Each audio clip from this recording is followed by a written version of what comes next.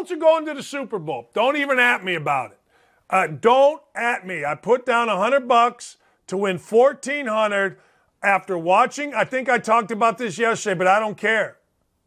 AFC in the Super Bowl will be represented by the Indianapolis Colts. They have speed. They have a good quarterback. I know you guys don't like Carson Wentz. What is all that about?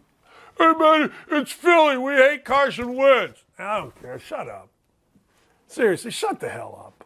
Carson Wentz has been good. Not good. He's been almost great. He's been a leader. He's fit in with everybody. So the Colts have a quarterback. Colts have a run game. The offensive line is healthy, and that's the most important thing. Right now, as we sit here, Colts are uber healthy. Zaire Franklin went on the COVID list. Zaire Franklin's pretty good, plays linebacker, also great special teams player. Okay. Ryan Kelly's back off the COVID list. Ryan Kelly's a center. And before you say this is a homer pick, I tell you, kiss my ass. This ain't no homer pick. I'm brutal on the Colts. Like everybody in Indy media kisses the Colts' ass. You got to understand, Chris Ballard brings nachos and they have a film party. He's the general manager. Chris Ballard's a friend of mine, but I rip his ass all the time. That's why we're friends. But I'm telling you right now, I've watched these teams. I've watched these teams. I've watched them, and I've watched them, and I've watched them in the AFC. I don't dig them. Now, Colts have to prove something. Colts have to prove that they could beat a team like the Ravens. They never beat the Ravens. They never beat the freaking Steelers. I don't even know if the Steelers are going to make it into the playoffs. And the Colts have lost their last 8 straight to the Patriots. A week from now, I'll be saying the same thing because I'm telling you, take the Colts in the points or take the Colts in the money line this week, and Colts are going to win the game. They're going, I'm telling you, they're playing better than anybody, and they're healthy. Jonathan Taylor's a stud, you know this, but Nyheim Hines is a weapon. I'd like to see T.Y. Hilton get going, but I'm telling you this moment, in time, on whatever the hell day this is, the 14th, the Indianapolis Colts will be representing the AFC in the Super Bowl unless Carson Wentz gets hurt. But I could say that about any team. I bet 100 on it to win 1,400. All right. This is where I agree with me. I've been saying this for years. Replay sucks. Replay ruins sports. And I know big stupid meathead guy is going to go, well, you got to get it right, man. No, you don't. No, you don't. Life will go on without big stupid sausage-eating meathead guy telling me, you got to get it right. Now, replay ruins flow. And I'm mostly talking about basketball. Replay in basketball, particularly college basketball, is asinine. I always said that referees should put an advertisement on their ass. They got black pants, put something nice like Eat It Joe's in white across their ass. It shows up nice because at the most important time of every single college basketball game, we got to go to replay. The referee bends down.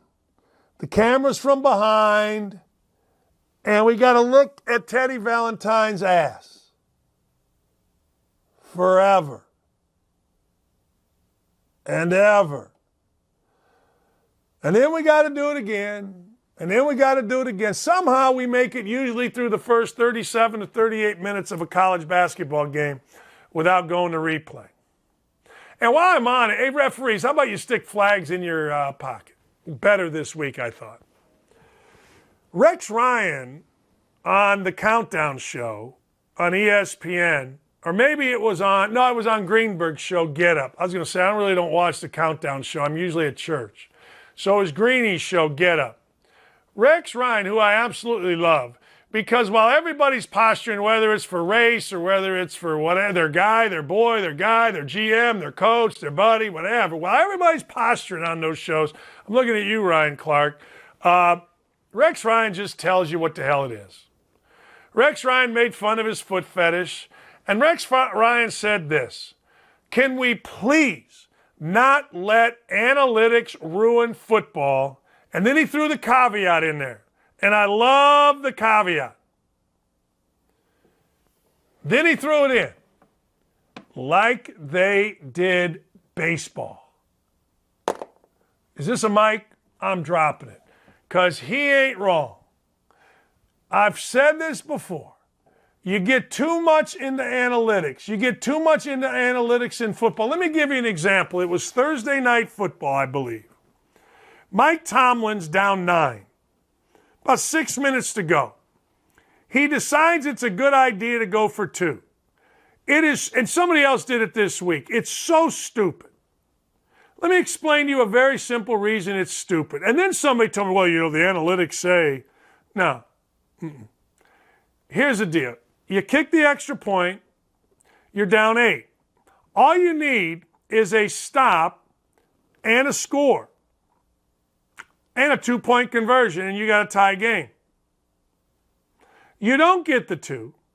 Now here's what you need. It's a 9-point game. You need a stop, which is hard. You need a score, which is hard. You need another stop, which is hard. And you need another score, which is hard. Now, which do you think is easier? I don't care what any of you little fantasy dorks tell me. You're down 9, you got an extra point, you kick the extra point. I don't care. You can say whatever, and you would be an idiot. That's all I'm telling you. You would be an idiot. Don't at me. I don't want to be added. That's the name of the show. Don't at me. Don't at me. My God, all these little dorks. Look, I would say to somebody upstairs, and Rex Ryan said this, I'd say you're fired. So while everyone's posturing, while Samantha Ponder and Randy Moss are crying over emails from John Gruden 10 years ago, or Ryan Clark's trying to be smarter than everybody and tell you, every guy should be whatever. Listen to Rex Ryan. Rex Ryan's the only guy on there that really doesn't have an agenda other than the fact that he hates anybody coaching the Jets. And he's right.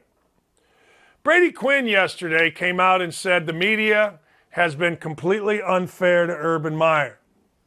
Brady Quinn's right. And I'm glad Brady Quinn said it. Now, of course, here it came. From all the little sniveling blogger boys that Urban Meyer shunned over the years, to all the old farts that are the NFL gurus of media that sit around in their coffee-stained shirts and vote for people to go to the Hall of Fame and talk lovingly about Edgerrin James and the great days of yesterday. They all sit around and they're mad because Urban Meyer is a great-looking dude who's one big, wonderful wife, kids, grandkids, ton of money, great jobs, and you ain't him. Urban Meyer's the best dude I know. Now, that's not true. Urban Meyer is among the best dudes I know. Here's why.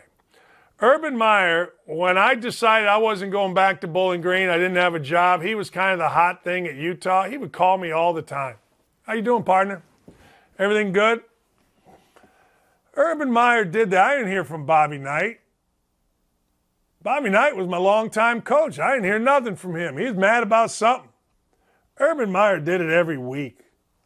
Did it every week. Just telling you. He's a good dude. I know he's got a bad rap. I know he made a mistake one night in his bar. So what? You all have made more than that. Just stop it. We all have. I own everything I've ever done. Come at me. I'm a bad guy. Whatever. I'm just telling you. As soon as Urban got that job, you saw what happened. He hired some weight coach that a bunch of guys that got kicked out of Iowa said was a racist. What do we immediately do? Well, those kids must know. Yeah, okay. All you got to do is throw the racist card at anybody, and these little slapjacks in the media, they just lose their mind. And all of a sudden it gets on your Google, and all of a sudden everybody chimes in. He signed Tim Tebow. Who cares? Happens all the time. I mean, what's wrong with you people? Tim Tebow infuriates you because it's the same thing. Tim Tebow is what you're not. Some little slap hiding behind a name on Twitter ain't Tim Tebow or Urban Meyer, or for that matter, you ain't even Dan Dakich. And that bar ain't so high. Brady Quinn was right. All these little slaps. Gives a rat's ass what Stephen A. Smith says. Here's a basketball. Stephen A., is it stuffed or blown up? He wouldn't know. None of these guys know. They're just trying to get content and enhance their brands. They don't know what it takes to turn around the worst franchise in the NFL. No idea. Urban Meyer might get fired.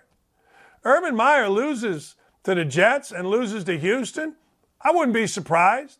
The owner came out today, I don't know if you saw it, and he said he's going to take his time. The owner has shown great patience, but hey, pay Urban. He'll go do something else. He was great on TV. But the truth of the matter is, the media has done what the media does. Been so ridiculously unfair. But that's all right, because we all as media members have the moral upside. Yeah, please. And that guy that leaked it, and I think I know who it was, there was 5 people in a room with Urban Meyer when he went off on everybody. The guy that leaked it has been at 8,000 different places. You kidding me? Guy should be fired and banned from the NFL. All right. I know you all weep openly at the plight of the student athlete. Oh, man, the student athlete. Did you know the word student athlete was invented by the NCAA? We asked 17 people that are student athletes what they think. Shut up. Just shut up. I had 3 student athletes in my house this summer. 1, safety was Syracuse's football team. 1, third base woman for the softball team at Harvard. 1, second base woman for the softball team at Virginia Tech. I asked them about student athlete. They love the term. I love the term. Why? Because actually, 99.5% of students that play sports in college view themselves as students. I don't give a damn what some people in some blogs say. I don't give a damn what, guys on TV that are trying to enhance their brand say. I don't care. Student athletes love being called student athletes. And frankly, this goes to the NIL. In most sports, athletes don't give 2 shits about the NIL. I asked all 3 on a radio show that I did on Sirius on Saturdays. The safety at Syracuse said, yeah, I don't care. I'm just trying to get better. The third base at Harvard said, yeah, I don't care. I'm just trying to get through school. It's Harvard. The second baseman at Virginia Tech said, yeah, I'm just trying to start on my team. But all you hear about is all these whiny-ass, punk-ass players that are so upset because they're not getting enough. The NIL has been the absolute worst thing in the world for coaches. Did you know now that football coaches at places like Alabama, Ohio State, Clemson, wherever, did you know that those coaches, when they go in to see high school kids now that are 5-star recruits, have to negotiate with agents?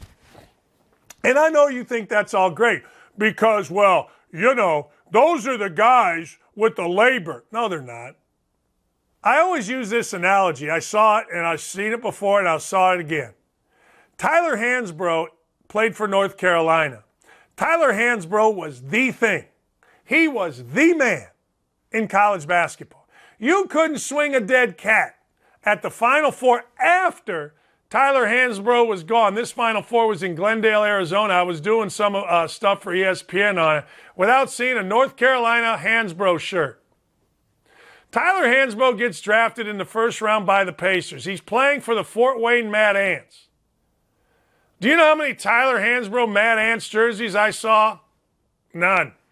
So don't tell me it's on the labor. Not one of these college kids, including Bryce Young or C.J. Stroud, had anything to do with the Fox and ESPN deal, ABC deals for college football for the Big Ten. Not one of them had anything to do with any of the radio rights for Ohio State or Alabama. Not any of them had anything to do with the sponsorship deal for both Alabama and Ohio State. So just stop with the crap.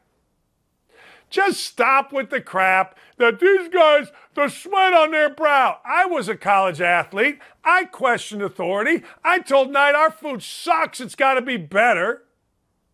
But I love the experience. I'd go back and do it again. Would I have liked more? Sure. Would I have wanted to go to the county fair like Jordan Bohannon at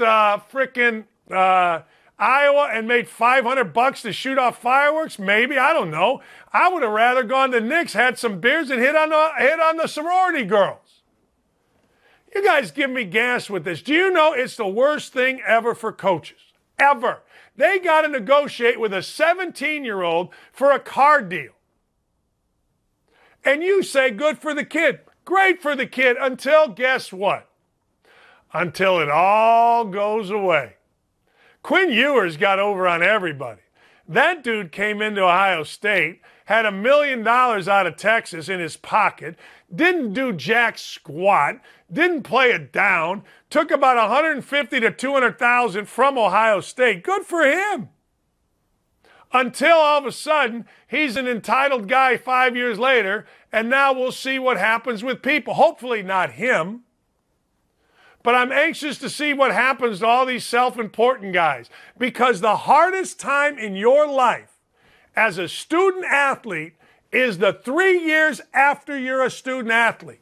It's miserable. You don't belong. I said this all the time. We lost in the NIT championship game to Reggie Miller and UCLA. I came back, got my locker Sunday morning, came back on Monday, didn't feel like I belonged in that locker room because I wasn't a player anymore. It's the worst. I can only imagine. Oh, man, you got $5,000 in your pocket. But you're worried about your NIL money not getting better. You don't have a legacy. You transferred 4 times. You don't have a legacy. I'm fascinated, and I hope everybody gets through this well, but I am fascinated.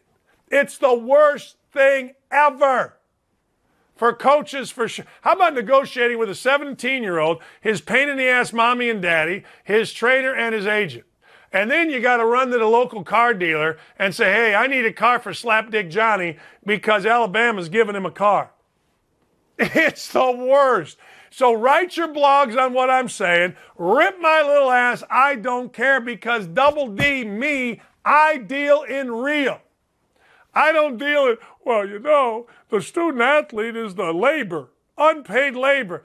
Hey, my son played, I played. Those guys that played for me in Bowling Green took more hell than any of these guys playing for these soft-ass coaches now. Not one of them feels like it was labor. Great memories, great times. Shut the hell up with that. It's always the same looking guy, too. It's always the same skinny-ass bearded professor. Whatever. The worst thing ever, particularly for coaches, is the NIL. Well, I don't care about coaches. Yeah, you kind of do. Yeah, you really do. You do care about coaches. At least in Tennessee, they cared when Lane Kiffin left. When Bob Knight was going to leave Indiana and go to New Mexico, damn, I was in the office that night. Yeah, you kind of care about coaches. Mel Tucker just got $9 million. You kind of care about him. You kind of do. Mike Woodson got Indiana fans generating interest again after the ridiculousness that was Archie Miller. Yeah, you kind of care. There are 6 suites in Alabama's Bryant-Denny Stadium at $5 million a year with a 2-year commitment. I've told you this. I don't know. That's $60 million. That wasn't there before, what's-his-face, Nick Saban. Yeah, you kind of care. Every time a team loses, you blame the coach. Yeah, you kind of care. Even a coach you like, when he leaves, right? He leaves. Guess what? You're like, oh, man, I like that guy. That's too bad. Okay, who's the next coach? Yeah, you kind of care. So stick it, you people that say, we don't care about the coaches. Coaches don't matter. My ass. Coaches matter first in college football, and then you figure out the players, and don't even try it. I mean, you go to Clemson, it's Camp Feel Good, right? All huggy and squeezy. We're gonna play putt-putt. We got to slide. Watch where that culture ends up. Just a warning.